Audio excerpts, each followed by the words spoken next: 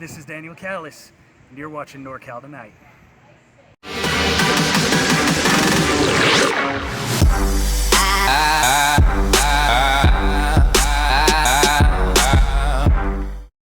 Hey, this is Allstate Chris. We're here with another episode of NorCal Tonight. Very excited. I'm actually here in Orville at the PCW training facility with the captain of the ship here, Mr. Zack Reeb. You would know him as Mr. Primetime. Am I right? Am I right? So we're just going to get things going just right off the bat, man. So how long have you been in the business? 17 years. Oh my, wow, 17. How old did you start? How old are you when you started? I was 17 years old. Oh shit, man, that's cool. Right here at PCW at the work farm. We used to run it out of an actual barn. That's where the work farm came from. I was trained by Schizo, Anthony Antonucci, and Rick Luxury. Everybody knows Rick Luxury. Oh man. I met Rick when we were 17. He was running a backyard promotion called Brawl. I was running a backyard promotion called the Lone Ranger Wrestling Federation. And we linked up on the internet, and I went up to Rick's house, and the rest is history. He said, "You got a ring, I got a trainer. Let's do it the right way." And Pro Championship Wrestling was born. Oh man. So as far as your pro career, it started here. Yeah. It started here, and it's Rick as well. Yes. Oh, that's cool, dude. That dates back 17 years. That says a lot, man. Rick, seen a lot. me, Rick, James Haight, Taylor Gregory, Adam Thornstowe, Luster the Legend, big guy named Malachi from Reno, Corey Dayton, and Scotty Aboot, international black man, Cameron Clyburn. So a lot of big talent started at the birthday work for him. Wow, dude, that's exciting. Reno Scum, that's cool. I didn't know that. That's cool. So you and Rick date all the way back, and you guys started this whole thing. So you guys just kind of co-owners, or how did that play out? Were you booking? He was promoting, or what was the? We've always booked together. Oh, cool. Me and Rick, we were on the phone every day. Me and Rick talk still to this day every day. We come up with everything together, and we've always worked together. Wow. That's just how I trust him. Yeah, I was just gonna say it's like a brotherhood, right? Yeah. At some point, it becomes more than a friendship, and it becomes something that it blooms into a brotherhood. So that's really cool, man. It's definitely the type of relationship that your parents don't want to see you two around each other. You know what I'm saying? Yeah. Because when I get around Rick Luxury, it's like we're kids again. Oh, that's cool. We don't act like adults. It gets flipped over into prime time real quick, huh? That's right. So 17 years. Is there any like huge surreal moments in just the pro wrestling career? Because I know you're the owners of PCW still to this day, right? Yeah. So as far as your pro wrestling career, can you think of any like maybe I call them surreal moments. That's what I call them. When you look down, and you think, "Wow, I've actually done this. I'm a pro wrestler." You know. When I first got in the business, I'd been talking to Roland Alexander. So it was pay my $5,000 and go to the boot camp and be trained by Michael Modis, or I was given the option by my dad, we could build a ring, a real wrestling ring, and go hire a legitimate trainer and bring him on. That's where Skits came in, Rick and Skits came in, and for me it was a no-brainer. Wow, yeah. So I had been at a point where Roland and APW had referred to my company and what we were doing in his backyard for so long. So I think my first surreal moment was getting that call from Gabe Ramirez about 3 years into my career and asking me to come down. I had worked my buddy Scotty Aboot at the time, and Scotty kind of had Roland at the end of the day was like, the only reason the match was good was because you guys choreographed it and you're both really athletic and your kickouts are weak. You know what I mean? And that's how Roland was. Yeah. I was really good friends with Roland, man. Roland, he would tell you a couple things, but then in that couple things he'd also tell you one thing that was real. And the one thing that I took him that was real was my kickouts were weak. So, I thanked him. Scotty threw a fit, walked away. It took him about 6-7 months to come back. And I just, thank you, sir, very much. I wanted to be there. And the funny story going into that real quick is Pro Wrestling Iron had actually called me the weekend before, and they had broke away from APW. So me, Skits, and Scotty went down to Pro Wrestling Iron, and we wrestled a 6-man against a German guy named Hans Mueller, and I forgot who the other two guys were. And I didn't really like the atmosphere. The production wasn't put together well. Everything wasn't put together. It was just kind of like the ring was back there, the weights were over here. Come on in, wrestle the show. We don't really give a shit about you. And then I was kind of like, you know what? On the ride home, I was like, I like these guys, good wrestlers, but it didn't seem like they had it together. It didn't seem like it was going anywhere as far as their show production and what they were doing. So the very next weekend, I went to the enemy's house. I went to All Pro Wrestling, and when I walked in, it was just like everything was professional. The booking was on the wall. You know, you went into the office with Roland and Gabe and Jason Dedrich, and you know, the wrestlers were more professional. The lighting, just the whole production value. It just seemed like they really knew what they were doing, and they already had that big name, but they didn't have a lot of fans, and they didn't have a lot of wrestlers left. So for me, it was like, you know what? This place has a name. I could turn this around in a second, and that's when I brought in Oliver John, Brian Cage, AJ Kirsch.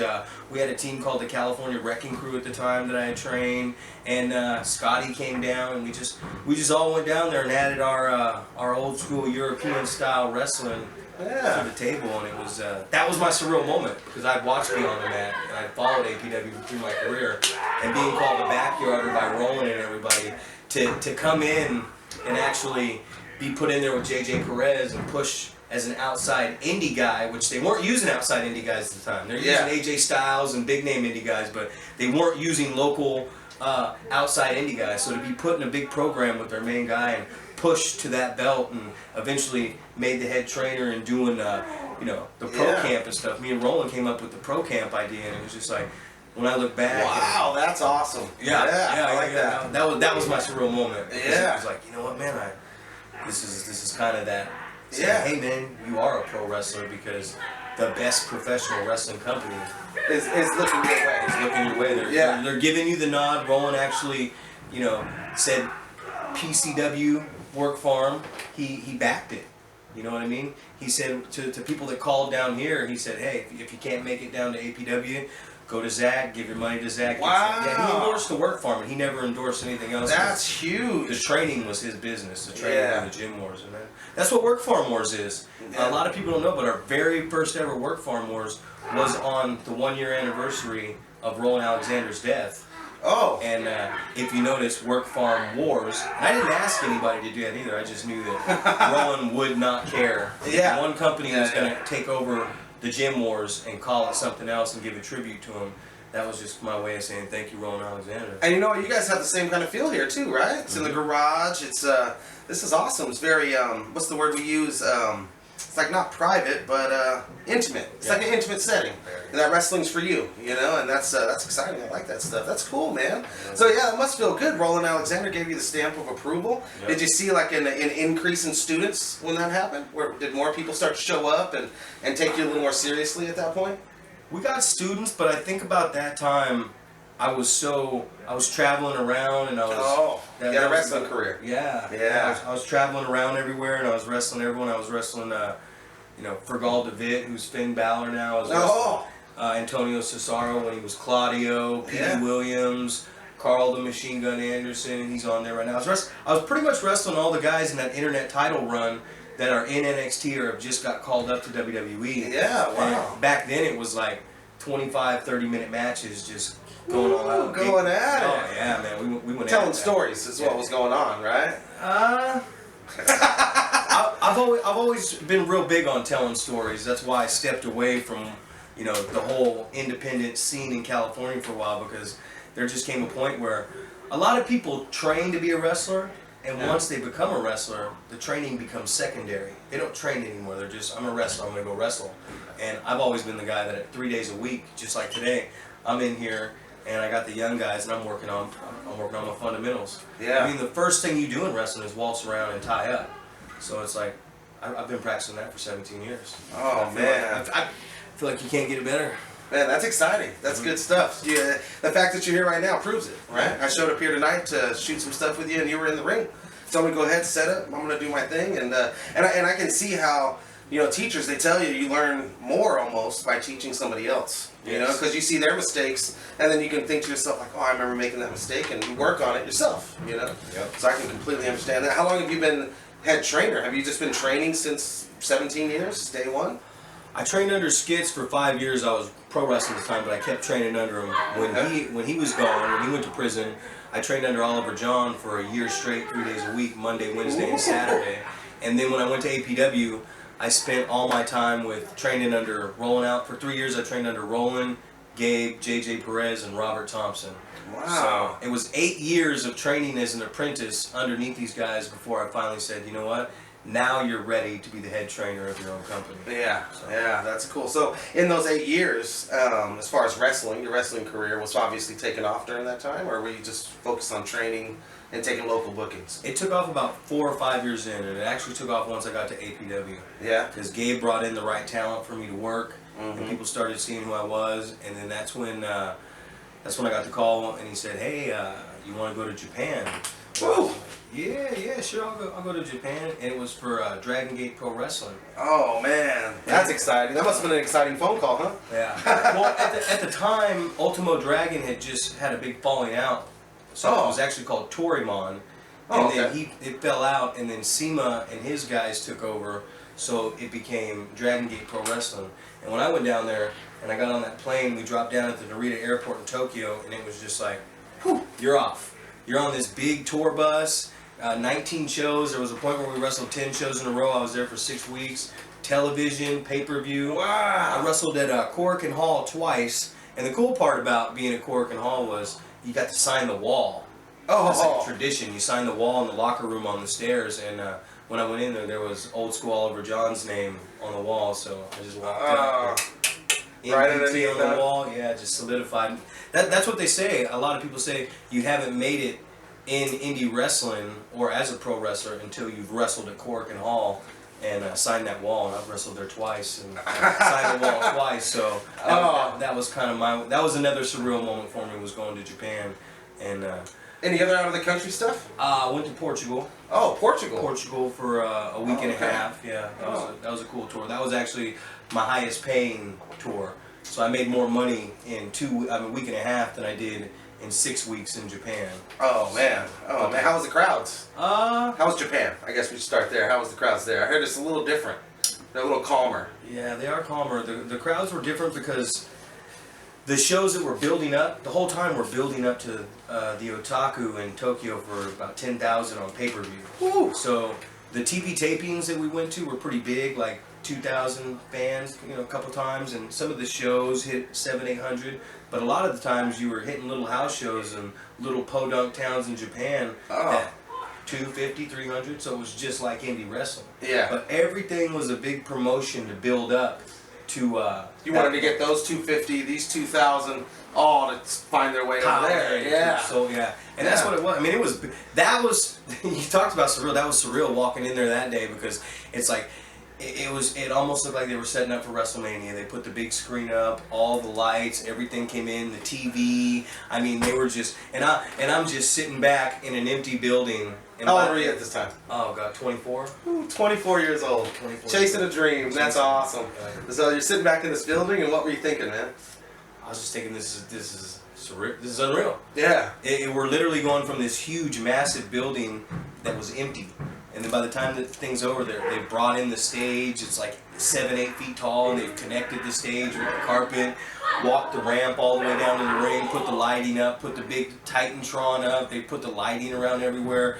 The video's going, the sound equipment's going, the chairs are going up, and then boom, they let them in, and the bleachers are full. Oh man, that's exciting. But then you're sitting in the locker room, and it feels like you're just sitting in an indie locker room.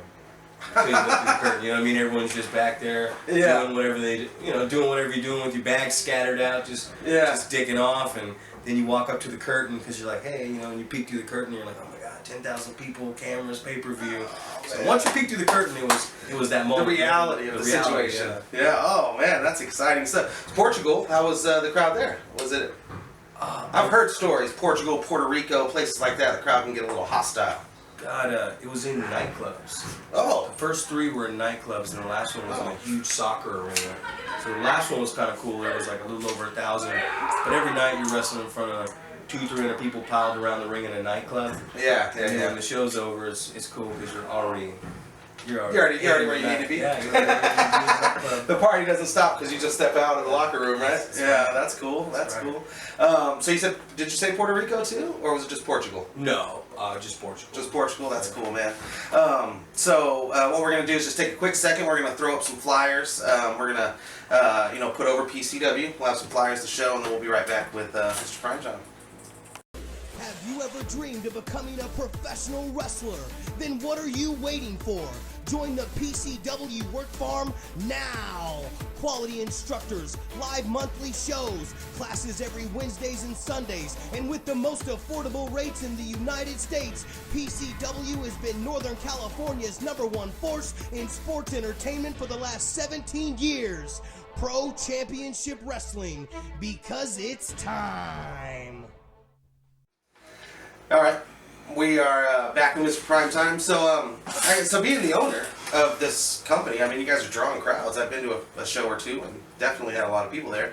How do you balance that? Like with being a pro wrestler, do you still take as many bookings, or are you focusing more on running the company now? What's your position at this point? I try to take bookings at certain companies. I like to work for Marcus Mack at APW. Mack's a good boy.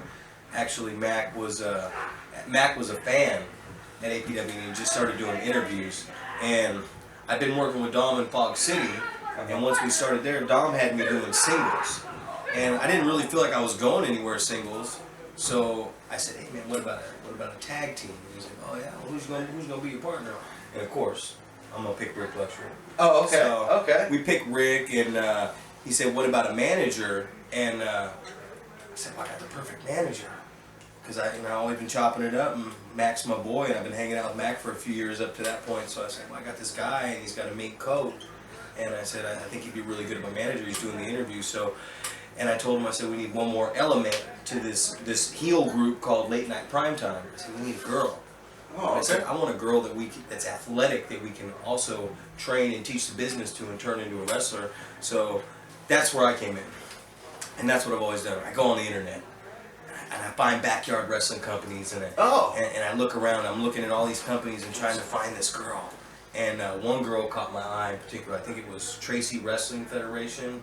Okay. I think that's what the name. I don't know. They were running at the Colonial, and I seen this girl at the time. Her name was Nikki. And I looked at her, and I was like, man, she looks good. She seems to be a pretty good athlete. Watching some of her stuff, definitely needs to be trained. And that girl ended up becoming Nicole Savoy.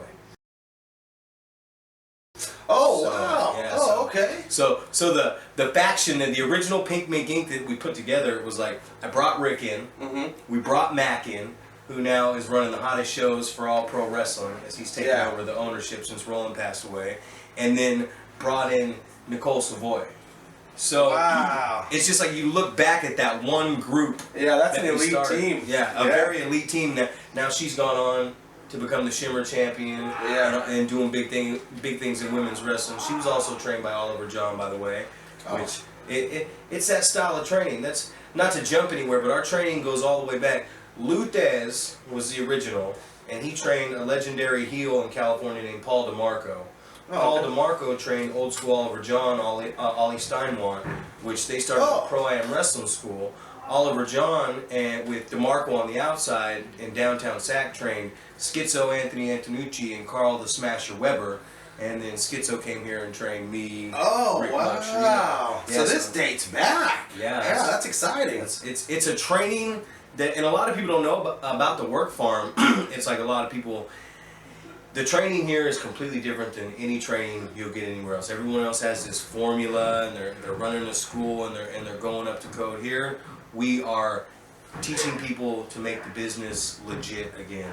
It's gotta look real. It's gotta be believable. Yeah. That's the problem with wrestling nowadays. It's not believable. So it's like, I'm as a fan, sometimes it is a little hard to suspend disbelief. I can agree. There's elements of it that, but I'm a all flavors kind of guy, so I like it all. I like deathmatch wrestling. I like comedic style. I like all of it. So, but to your regular wrestling fan, yeah, I'm sure it gets a little difficult. You gotta have a little bit of everything. Yeah, I think that's the point of a wrestling show, right? Yeah. Give everybody what they want. There's gotta be some comedy. Yeah. One thing, samurai. Oh, okay, yeah. I'm a I actually am. I'm a big Samurai fan because, in the same sense, he's hilarious. Yeah. I've always talked to him and said, hey man, I want to get into stand-up comedy. If I book one of these stand-up comedy shows, like a wrestling show, and promote it, I always ask Josh, I say, hey, will you come do it for me? I said, you get a stand-up comedy show, I'll come do it for you. But in the same sense, he's tough as shit. You know what I mean? Yeah, no, absolutely. I mean, he's not the most athletic guy in the world, and he does a lot of comedy. But in the same sense, you'll watch some of the matches he has and some of the things he'll do, and I'm thinking personally in my head, being 34 years old, me looking at that, going, oh man, you know. Yeah. I don't want to do that. I don't want to get another concussion. I don't want to fall off something that high right now. And, oh man. He does have a lot of balls. I will give him credit for that, and he's hilarious. But that's my thing right there. He goes both right there, but he's just comedic. Yeah. It's funny. Yeah, even as a heel, I find him to be funny. I've wrestled him once in a ring in a tag match in Pacifica, and I was teaming with Rick, and it's just one of those times where you're in the ring with somebody and you're trying to stay in character. You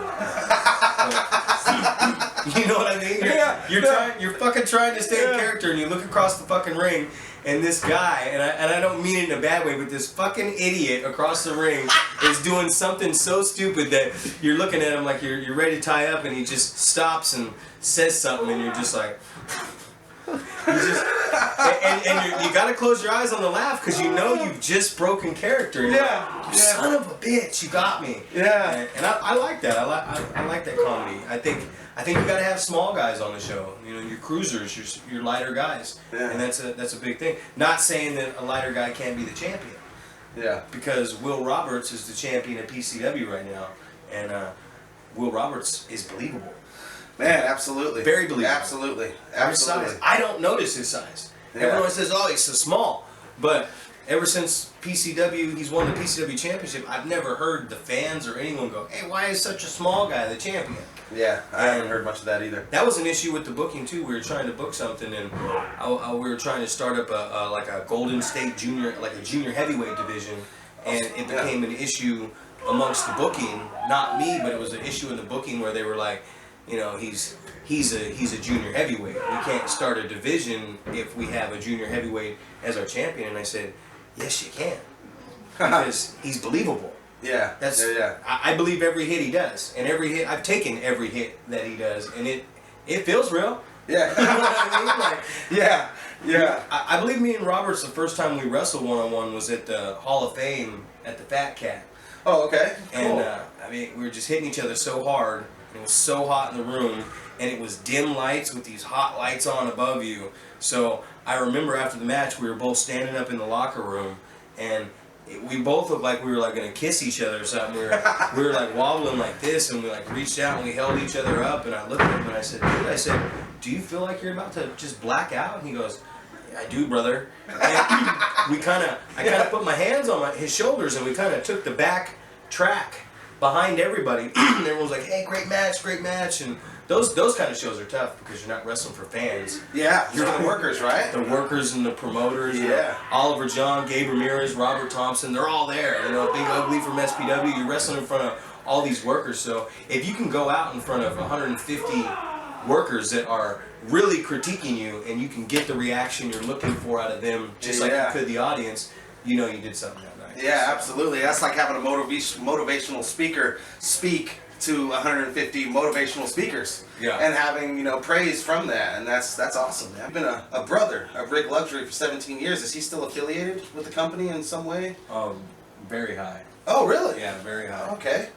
Me and Rick have been running this thing back in the hot days. It's like I was telling you during the break that there was 5 years where I didn't even clock in at a job. And we were just running hot in Oroville, man. I mean, we had the Scum, we had Nate Rules and Derek Sanders of American Pride, we had the Chupacabra, we had Oliver John, Rick Luxury, AJ Kirsch, one of my favorite students that I've trained of all time. Wow. Brian, I mean, I would say it was the greatest roster ever assembled in NorCal wrestling of all time. Boom. And I don't think there's too many, I don't think there's too many guys that would ever argue that point with you. And for 5 years we ran hot here. We sold, 900 to 1,000 tickets to that auditorium. We turned a major profit. We were rock stars in this town. Yeah. And That's when you're going to get gas and they're stopping you, right? Like, oh, you're Mr. Primetime. Let me take a picture. A lot of perks. Yeah. That's cool, man. So you didn't have to clock in, huh? No clocking in, no work. Just doing what I love. And back to Rick, he was a big part of that. Rick is an amazing booker. Rick is an amazing talent. He's the type of, he lives and breathes it. Yeah. To the point where, you know, sometimes when I'm sitting around Rick, I think I've lost relationships because of me being passionate about this business. And I would say Rick Luxury isn't just passionate about this business, he's overly passionate about this business. He loves it. He loves That's it. beautiful, man. You know, sometimes when I'm talking to him, if you don't cut Rick off, you're not going to get a word in. Oh, wow. I would say I'm the leader, and I'd say he's the boss. I was just telling him that the other day, too. It's like, he's the boss. He's going to sit there, and he'll tell you what to do, and it's Rick's way or it's no way. And me, I'm more the, yeah, you can cry on my shoulder, young man. My girlfriend broke up with me. It's okay, man. It's okay here. I'll weather you through this. You tell Rick Luxury your girlfriend broke up with you, Rick's going to be like, That's good. She was nothing but a whore anyways. You're better off. Toughen up, kid. Quit being a pussy. and, you know, he gets that from our trainer. Rick was one of the golden boys because he was a great amateur wrestler. State qualifier, everything he had from Deer Valley up there. Wow. That's what sucked about the training when I started, because Rick was a state qualifier, Scotty Boot was a state qualifier from Sutter out here, Cameron Clyburn was a state qualifier from Laguna Creek down there in Natomas, and I didn't wrestle in high school. So I'm just this really good athlete coming in. It's my ring, it's my company. And my trainer told me, until you can sit out and switch on these guys, I'm not going to teach you how to run the ropes or hit the corners or do any pro wrestling stuff. Oh, so wow. So for a year in that 100-degree heat on that tarp that we had for a canvas, this was my lunch for a year and a half, just face grinded into the mat, all those guys just beating the living shit out of me, my trainer beating the living shit out of me, and then finally one day I did sit out and switch. I think it was on camera, and then he started teaching me, but what he didn't know was, it was my ring at my house. Yeah. So when he headed back to Del Paso Heights, me and Scotty and James, we'd go outside, we'd run the ropes, and hit the corners, and Yeah. you know, a year into it, you gotta, when he comes to teach you that stuff, you gotta act like you don't know what you're doing. Damn, you're a quick learner. I'm like, oh, I'm an athlete, I pick up well. I picked that one up quick, man. Don't worry, I got this. That's awesome. Right, yeah. Oh man, so that's cool that you're able to build a relationship with somebody and carry that on through the wrestling business after all these years. I mean, there are obviously, we call it the P word here at NorCal Tonight with politics and such. So that's actually really good stuff. So you said you were selling 900 to 1,000 seats. Yeah. And living the dream. Most pro wrestlers in NorCal, doesn't matter where it is in the state, you didn't have to clock in for work and you were doing what you love, a true professional wrestler at that point. So that's exciting stuff, man, and you know, hopefully that's the goal today. Obviously, is to get back to that point. 100%. Absolutely, man. You guys are doing a lot of different things, and I'd like to just give you tons of credit and just commend you on the promo stuff that you do. You extend these storylines, and you give us the fans something to follow up with when the show's over. You know, a week later. I don't know the exact date you used, but recently, you know, this obviously is pre-recorded, but JJ King did some stuff with Pandemonium leading up to a match with Rick Luxury. That's just awesome, you know. How much do you take part in that? Do you take? Actually, it's me and it's Mike Shoop.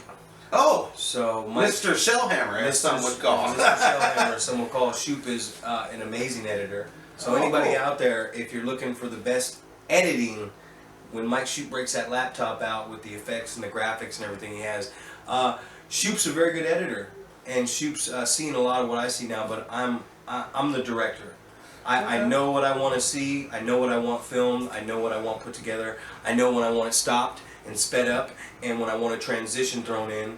And over time, Shoop is really learning what I want. Oh, and as an editor, to be a great editor, you have to learn what the director wants. What does this guy want? How does he want it filmed? How does he want it put together? And he's getting really good at that. But shout out Mike Shoot, man, the guy. Yeah, the guy absolutely. he's done so much for this company, and a lot of people don't understand that.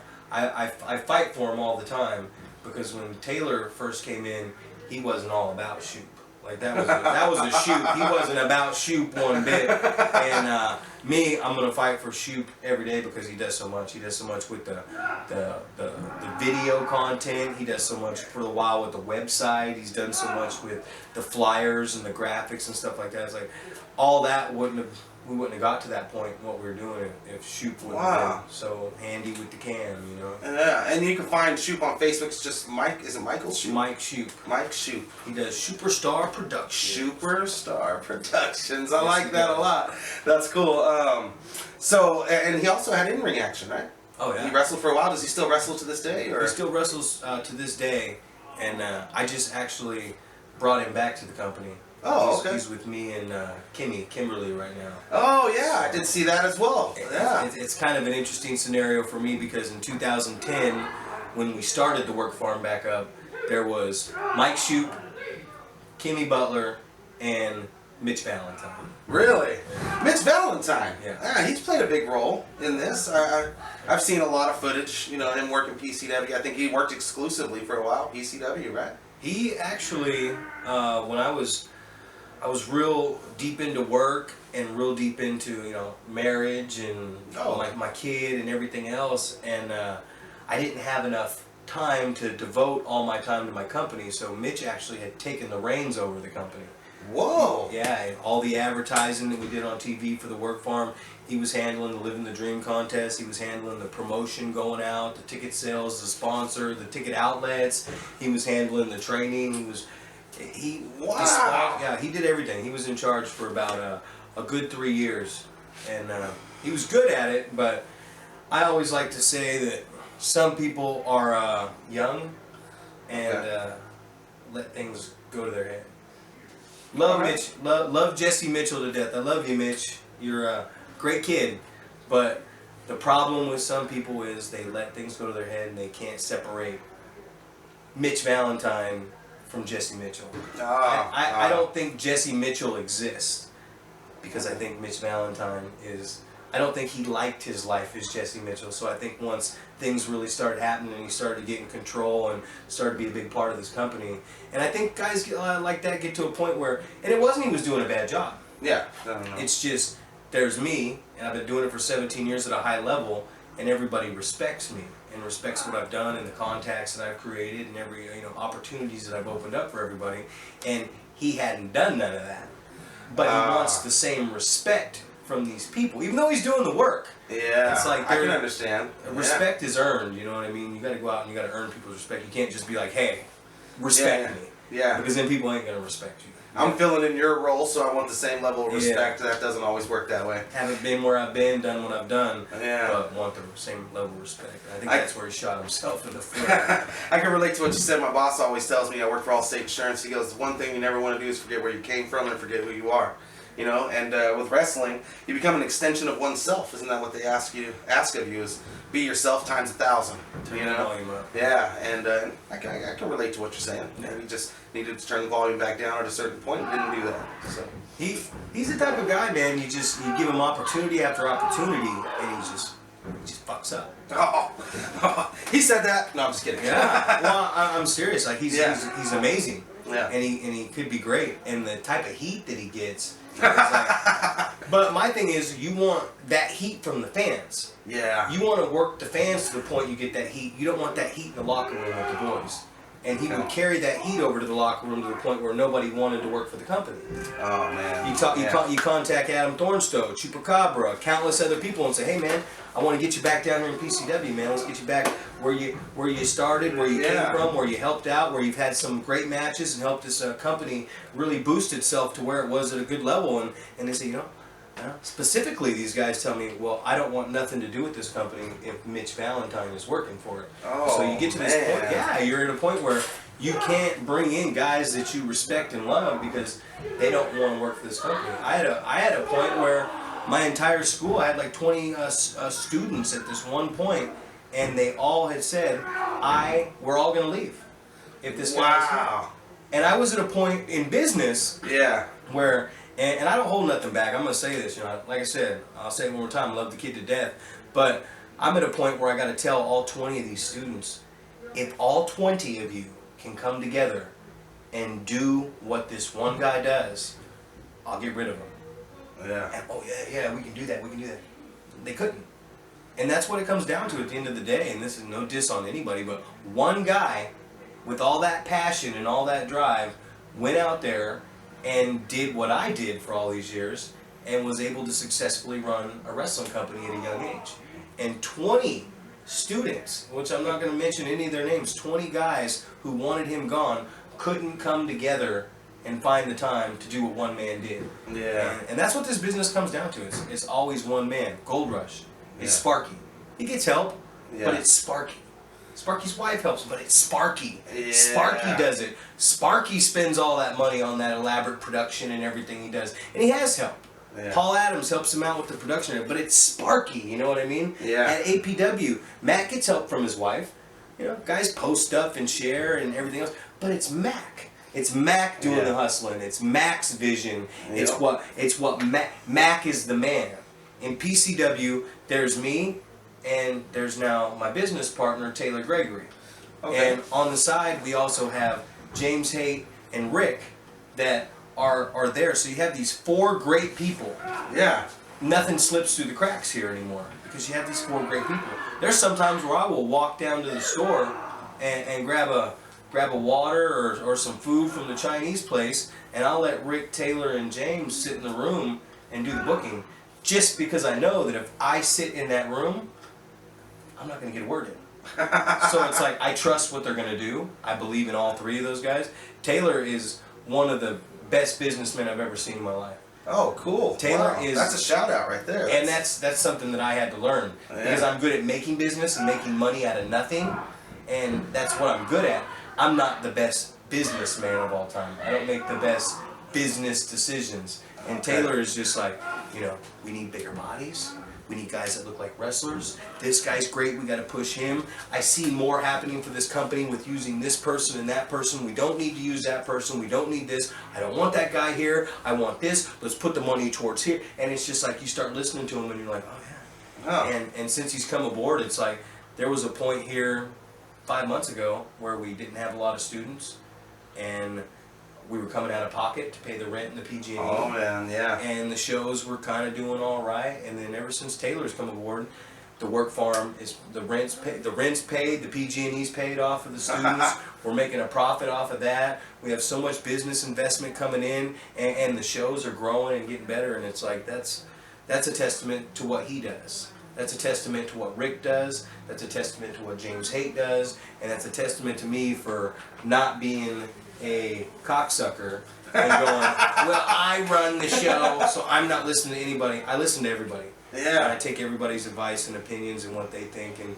if I don't like it, I let them know up front. I don't like that. We're not going to do that. But you gotta be open to. Yeah. Well, and then that's like Vince McMahon, right? He has a team. Yeah. He doesn't just go out there and say, oh, I want to do this, I want to do that. He takes his team, listens to all what they have. They're creative. Yeah, so I can completely relate to what you're saying. You can't do it all on your own. Yeah, I think it would be almost impossible. People who think they can. If you're going to just run a show with wrestlers on the show, yeah, go for it. Yeah. Run it yourself. Do whatever you want to do. But PCW goes so much further than just a wrestling show. We dive into the character development. We dive into the promos. Like you said, we dive into the videos. We do a lot of stuff that other people don't do. And you know, a lot of people do want to work here because they know. And I'm the most approachable guy in the world. I've had some young talent before be like, well, I didn't like this, I didn't like my direction, and it's like, why didn't you call me? Why didn't you pull me aside out in the locker room or wherever out back at a show and say, hey man, what's the deal? And for me, I'm the type of guy that if I tell someone I'm going to do something with them, I need that commitment from them too. So if I say, hey man, I'm going to put you in this program, I'm going to put this belt on you, but we have all these work farm wars coming up. We have all these promos we need to get done. I have all these live action shots I need to film under the bright light with you. I have all this stuff that I can make you look like a superstar, but you have to come and give me the time to do it. Yeah. And that's what I say. That's what Work Farm Wars is. That's the outlet for you to get yourself over and draw fans into that building off of what you're doing. Not just your match, but who you are. Because you got to be able to get in front of that camera and cut that promo. You gotta be able to talk. That's what you're doing right here. Yeah, You're, absolutely. You're creating an outlet, like we were talking about earlier, like you were saying. You're creating an outlet right here so guys can get themselves over and they can let people know about what they're doing.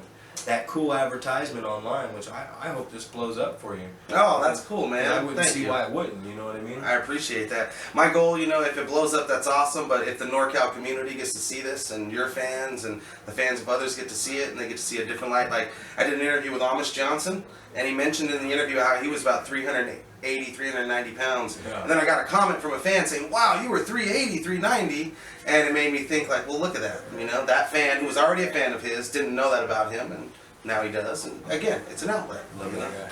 Yeah, Amish Johnson, man. It's come a long way, huh? That's love him. good stuff. Good stuff. You guys put the titles on. Yeah. Care to elaborate just a little bit on that? It was him and Atticus Lynch, I believe, right? Him and Atticus Lynch. He just came out of nowhere too. It was just one of those moments where you look and you see this big guy who looks like an Amish guy, almost wearing the same type of clothes. And you're like, hey, here's an axe, man. Yeah.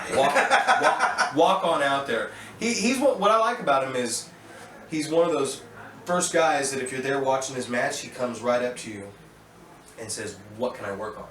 Wow. And okay. then you tell him, and he humbly listens to it, and then at the end of the day, you see him, and he does work on that. Wow. He works on what you tell him to work on, and there's guys like that in business, and those are the guys that I'll put my time into.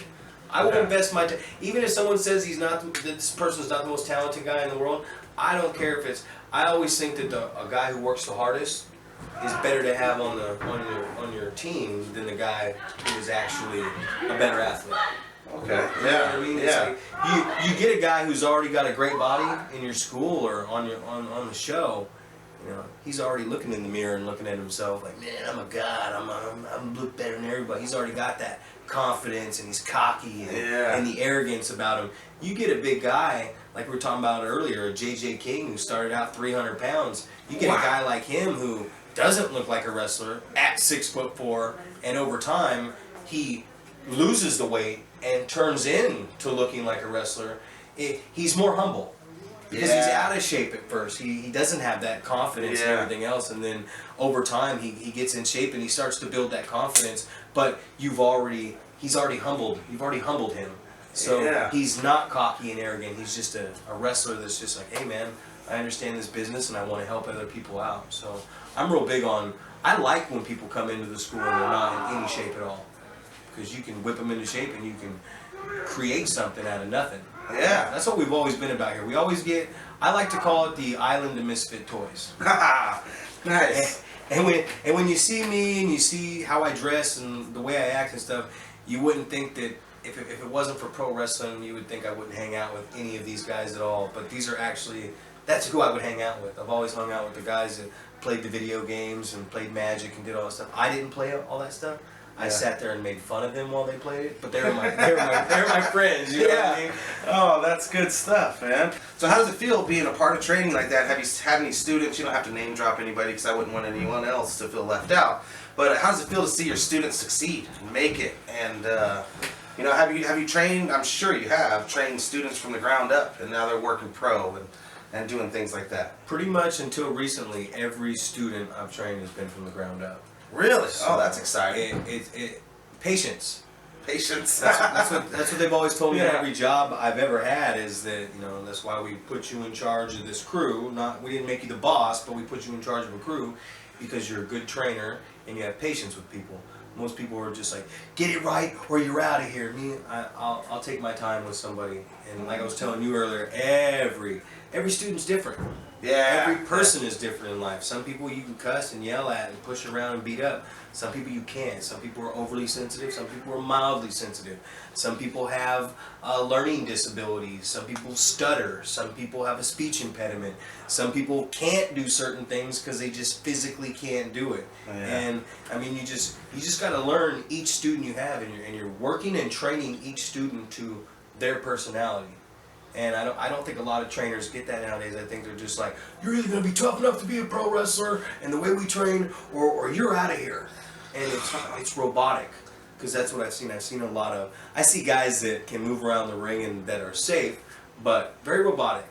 Everyone can do the headlock takeover, but a lot of guys don't create enough of the table for the headlock takeover. Everyone knows how to lock up, but sometimes it's a stiffer lockup. Sometimes they don't do the right things. Everyone just keeps one motion. That's what I'm seeing a lot lately. One motion. I'm seeing a lot of spots where nobody's registering. You know, guy spits in your face, you got to register the spit. You gotta change your look to show that anger and show that audience. And everyone rushes stuff nowadays. It's really rushed.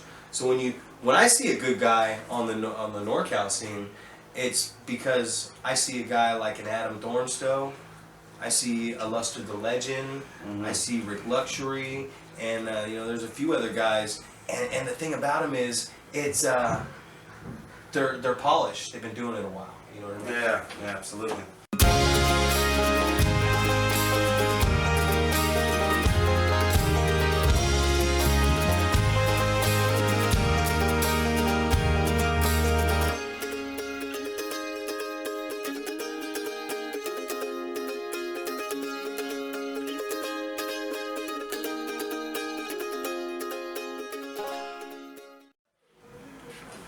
All right, so being friends with Rick Luxury all this time, 17 years, I'm assuming you've grown a lot of relationships outside of just that one.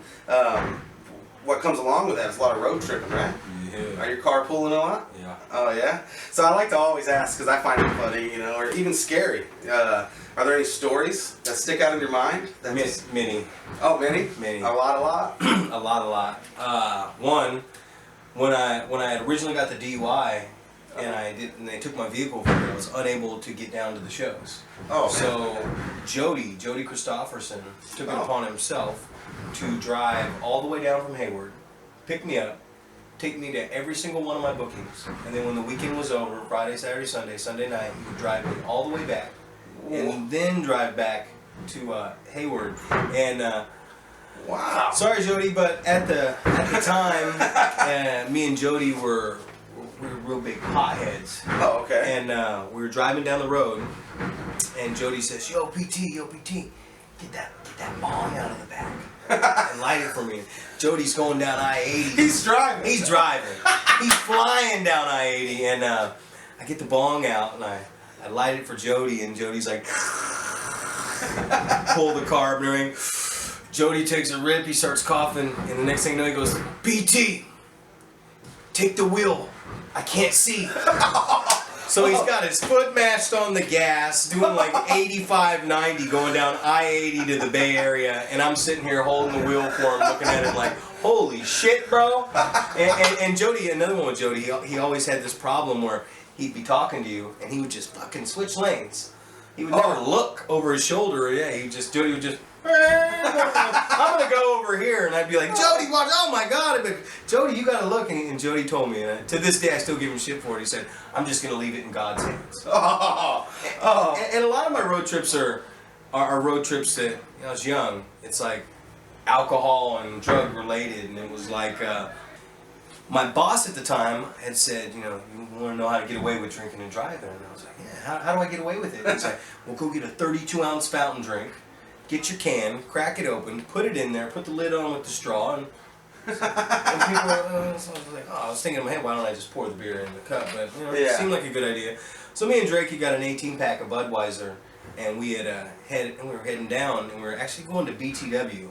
Which the after story to that was hilarious. But on the way down, Brian Cage had called me and said, I just got in a horrible car crash, and I need to get to BTW. And I'm like, well, we're heading down from Chico. And Cage was like, yeah, the cops are everywhere, and we're right here at my old alma mater, Marysville High School. So me and Drake pull up, and now we got to open up the door, and we're shoving beer cans out the door. And Brian Cage, who doesn't drink, and has never done a drug in his life, is now in the car, and all the way to BTW to the Bay Area, we're just still doing what we're doing, and Brian has no clue as to what's going on in this actual car. Oh man! Lot of fun games. We play the wrestler game when we're on the road.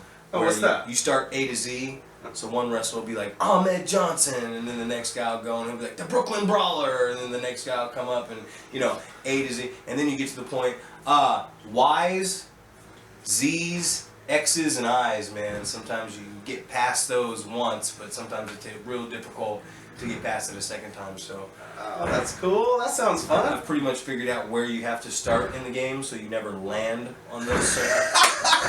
Yeah. It seems like you might have played this a few times. A lot of He's times. game planning. He said, no, I don't want to be B. I don't want to be B. You be B. That's funny. Everything's always been a funny story like that. Like I remember one time we always after partied, and I remember one time we partied after Kezar Stadium show for All Pro Wrestling. They had Chick Fight on Friday. They had APW, the men and the women, on Saturday. And Roland had got us this really nice suite. And I remember, Kafu, Oliver John, just everybody. And we stayed up till like 3, 4 in the morning, and we're partying hard. And I have this problem where even if it's dark in the place, once the sun comes up, I wake up. So if I go to bed at 4, I literally wake up at 6, no matter what. So I'm 2 hours of sleep. And I wake up and I'm still drunk and I'm so hungover, and I stumble out, and it's dark in the living room because it was a big hotel suite in San Francisco, and it's just tore up. We tore this place up, and I see an image just sitting there, and I look, and I flip a light on, and it's Roland Alexander. And he's got his hat backwards like this, and his big glasses on, and he's sitting at the table and he's looking at me, and I'm like, "What's up, Roland?" And he goes, "You know what? In all my years in this business, I've never seen a motel this fucked up." And I'm looking at the Godfather, and I look at him, and I go, "Roland," I'm like, do they got free complimentary coffee at this place?" And Roland's like, "They do, and croissants." And I was like, me and him sat there for 3 hours, so everyone woke up just getting drunk off coffee and overeating on croissants. And that's just the way it was, man. You went on the road, you all piled in a room, everybody, it was all over. It was the old days. Yeah. It was the old days, and we drank, and we had a good time, and we did a lot of stupid stuff, and that's where the camaraderie comes from, and that's also missing from the business nowadays. It's like, back in the day, Ric Flair and all those guys. Yeah. They played, they worked, and they played. They partied hard, and A lot of those Four Horsemen promos were real. Yeah, Very real. It's an extension of oneself, but that was real. That's awesome stuff. Man. That's how we lived our life. I mean, nowadays I'm older. Yeah. So it's like, we'll do a big show here in town, and we'll set up an after party after it's over, and we'll all go out. And I don't last as long anymore. I think I went like 5 weeks without even touching an alcoholic beverage before our show in Gridley, our Extreme Measures show, and I went 5 weeks, didn't even touch no alcohol.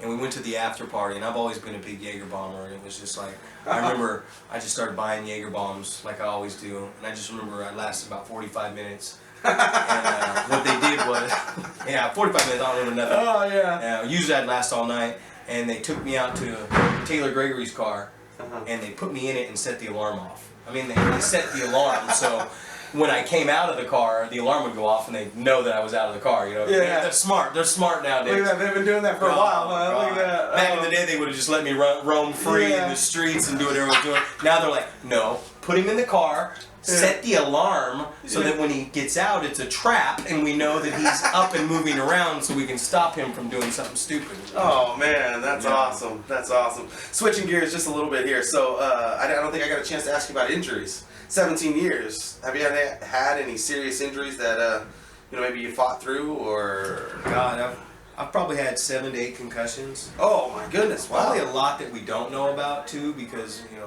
they weren't diagnosing them back in the day. But diagnosed, I've had quite a few. But the worst one was I shattered my tailbone at All Pro Wrestling, and I used to run and just swan dive over the top, no hands, and just tuck at the last second and take the guy out. I mean, it was one of my big things I do in a match, and I was doing it to a lot of guys my size and smaller. They'd always catch me.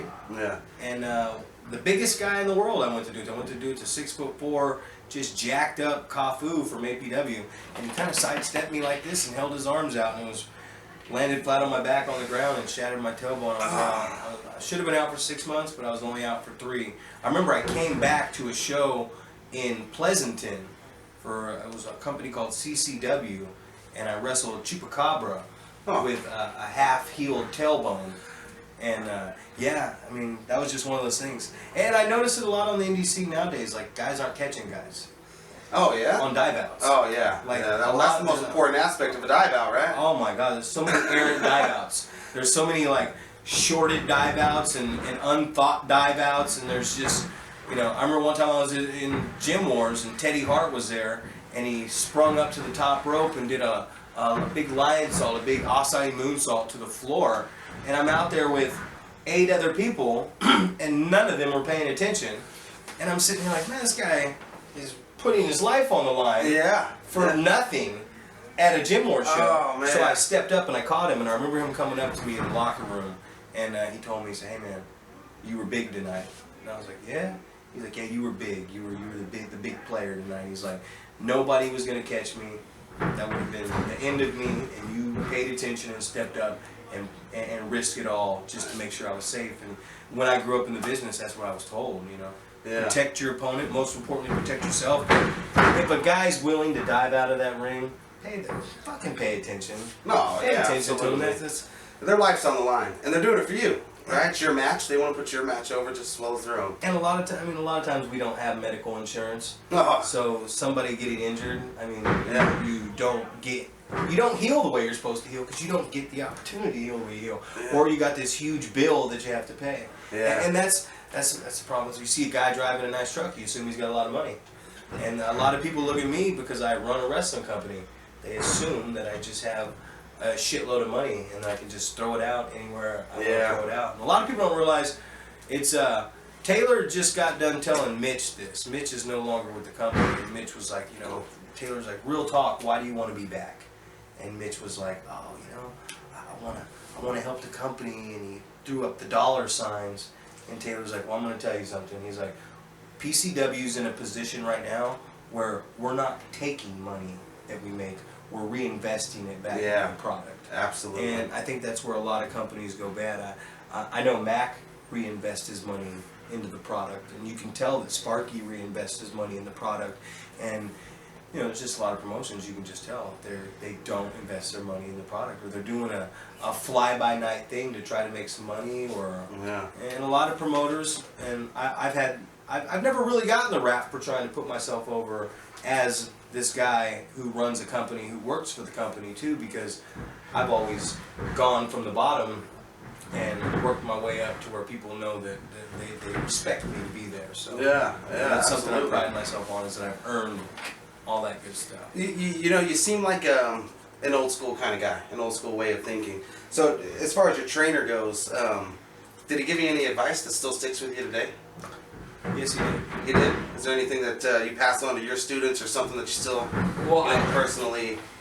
First off, I know there's this right here. I know there's this thing that you do, and I'm not trying to. It's right here.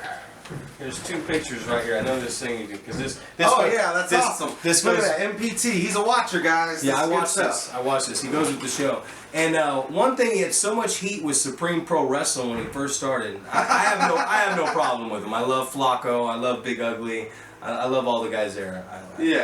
Samurai, one of my favorites. But he had always told me, if I catch you working for Supreme Pro Wrestling, I will beat your ass. I will kill you. And loyalty, it's a thing that's missing from nowadays. And I remember I was at an SPW show, and Flacco came up and he said, I still have one dream before I leave this business. And I said, yeah, what's that? And he says, I need to get MPT to work for SPW one time. And I was like, you know, we can make that happen. But I remember telling the kids this story, because everybody works everywhere and it's not an issue anymore. But I remember saying, my trainer told me that if I ever worked for SPW, he would kill me. And to this day, I never have. And the exact time I did, oh, look at that. one of the guys on Ring Crew, and I don't even know how he had it, one of the guys on Ring Crew brings me these 2 pictures in the middle of me telling this story, and there's me walking out of a curtain with an SPW banner behind me, and then I'm posing in between the speakers in the curtain with duct tape on the curtain, by the way, with Supreme Pro Wrestling SPW, and I stop in my speech. And to me it looks like I'm a liar. Oh yeah. But this was a show that I wrestled Big Ugly at in Chico at a comic book store. Oh, okay. With Tom Bocci and Drake Nelson ran this show, but I always found it ironic that I've been telling this story to people, and not that I have anything against Supreme Pro Wrestling, But it's just, this is what was told to me by my trainer, and I was like, man, I don't want him to kill me. No. And I think he just might literally kill me if I do it. He also had told me, don't ever wrestle a woman because a man can always beat a woman's ass. And that might not hold true nowadays with Ronda Rousey and some of the, Holly Holm and some of the people you see. But he had always told me that, and I mean, those are just two things that he said. If you want to protect yourself, don't ever do it. And it was something that I just never did. I never worked for this promotion because I was told, I'll kill you. So that stuck with me. Some guy literally threatens your life. You're just like, okay, I'm going to listen to this guy. And never wrestle a woman because it's not believable. And I know nowadays, we just had a match here with Thunder Rosa and Holly Dead wrestled the Classic Connection. It was a great match. I thought it was fun. I was here for that, And I'm not against that stuff. It's, to me, I'm loyal. To if you're my friend, if you're someone that I believe and respect in, a family member, I'm just a loyal person. I've done a lot of things that I'm not proud of in my life, but when it comes down to certain things, I'm a very loyal person. And this guy taught me the business, and he just told me those two things, and those are the two things that I've never done in my wrestling career. and you gotta be careful, man. If people are watching, they might try to book you against a female at SPW. Now, that'd be a way to go out, right? and the thing about it is, like right now, I would probably do it.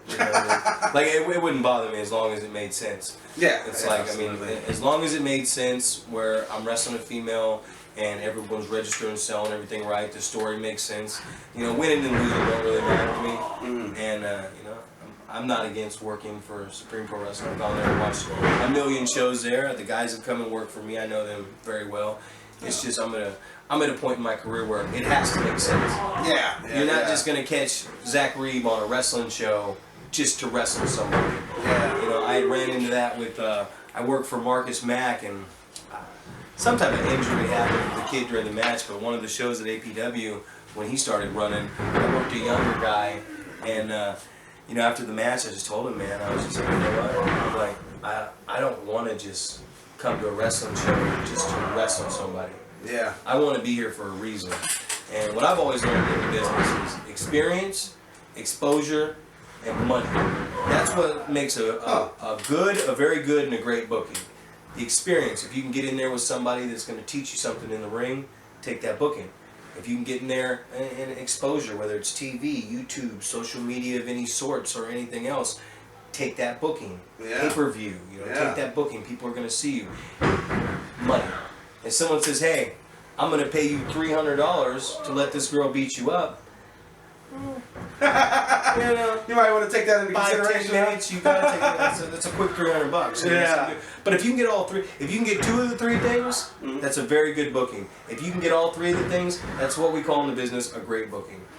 So if you can get paid well, if you can get paid anywhere from $300 to $500, wrestle somebody who's going to give you the experience, and there's going to be exposure and a big crowd there to watch what you're doing. Oh man. I'm in the car. I'm carpooling, right?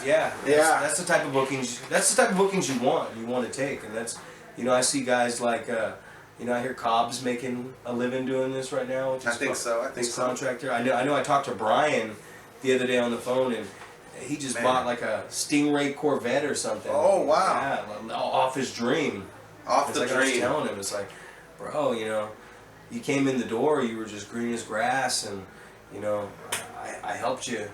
I helped you as far as the basics and pushing you in the eyes in the right direction. But man, he just, what I respect about someone like him is he was working at a movie theater with a kid and his old lady, and he just left everything and packed up off of on a whim off of what someone had said, and went straight down to not Ohio Valley. What was it right before? Oh, that? Florida. No, before that. Was it? It wasn't Deep South, was it? It was, oh God, it was right before it became Ohio Valley. I forgot what it was. I'm not familiar, But, I mean, he just went down there. And I think when he walked in the door, what's his name, the trainer down there, the big guy? Hugh Morris? Oh, yeah. What's his name? Bill DeMott. DeMott, there you go. DeMott was like, he showed up and he was like, hey, Canyon told me to come down here. Nobody told us anything. And then just as he was about to leave, he said, "No, come on in, man." So I mean, you really got to come in. Like you see Brian Cage where he's at right now. You got to, oh man, I respect the hell out of you because you actually just took a risk. Yeah. And I mean, that's the point in my career I'm at right now. I'm taking a risk. Yeah. I ain't working no 9-to-5 job. I'm just doing the wrestling right now again. I'm Wow. just fully dove, and I've dived right back into it, and that's my risk. You have a vision. I have a vision. And you're ready to take on and fully commit to it. That's exciting 100%. stuff, man. So as far as like merch, is it just mostly the PCW shirts? Do you have a Mr. Primetime shirt or? I got a couple Mr. Primetime shirts. Is it still available on the market? Oh yeah, you can get it. You can get it at the shows. Which at the shows? Yeah. Oh, okay. So if they can't catch the show or if for any reason they miss the show, which they shouldn't, they hit you up on social media? Yeah. Is it just Zack Reeb at Facebook? Do you have Twitter?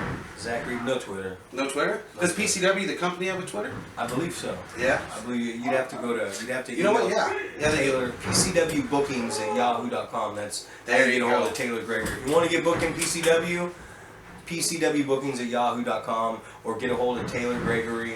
Okay. Or if you see Rick Luxury at the show, Okay. talk to Rick Luxury. He's everywhere. There you go. That's You good pop stuff. you pop a tin up on the side of the highway and put a wrestling ring in it. You're gonna see wrestling personified Rick Luxury. Shout out to you, Rick. That's what I'm talking about. Yeah. That's what I'm talking about. Twitter, I am familiar. It's at PCW since 1999, which tells you all you need to hear right there. We're coming up on 20 years. PCW's been in business. This is Mr. Primetime. I'm Allstate Chris. This has been NorCal Tonight. And man, I really, really appreciate you. Thanks. And don't be surprised if we get him on for round 2 next season. So thank you guys again for all your support. And Allstate Chris, NorCal Tonight, and Mr. Primetime.